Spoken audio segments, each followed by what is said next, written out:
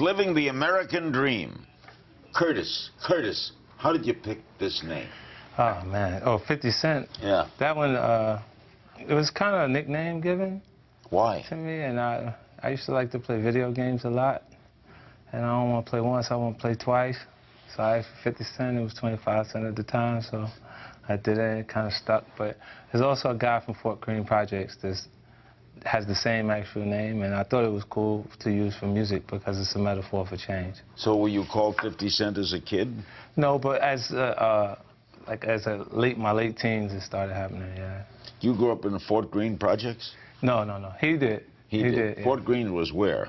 In Brooklyn. Brooklyn. You were Queens. From Queens. I was Brooklyn. I remember Fort Greene. East Side, still New York. Yeah, that's right. All the same boroughs. Yeah. Your breakout album was called Get Rich or Die Trying, right? Was money always your goal? Well, you know what?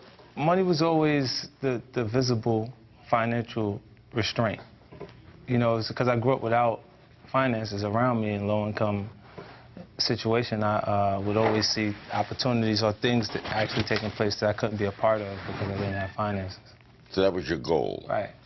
And this is why it became a part of the topic, you know, being the title of the actual album.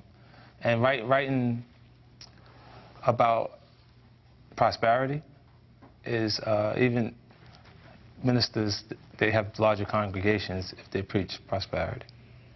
Why rap? How did that come to you? Rap music was an opportunity for me to use some of the things. Like I wrote, the majority of my material in the very beginning contained a level of aggression that matched what was going on in the environment. And it was an opportunity to write all of the dysfunctional behaviors that I experienced prior to, you know, any success or anything. You had problems as a kid, right? Yeah, a lot. I had a rough time. You're into drugs? Yeah. How did you break that?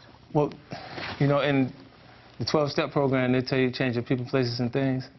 That applies to someone who doesn't use drugs but is influenced and is actually utilizing it for different reasons also. So, you know, having the ability to move away from, you know, people, there's no temptation of going back in the same activities. When you look at yourself now and all that's happened to you, do you kind of pinch yourself? Yeah, I mean, it's unreal at some points, you know. When you look back at Queens and then look at yourself? I actually ride through there. I actually ride through the neighborhood. I do too. I go back to Brooklyn. Yeah, and when I do it, it inspires me all over again. You know, you see where you were. To work, yeah. Where do you live now? Well, now I own Mike Tyson's home in Connecticut. You know, I bought his estate and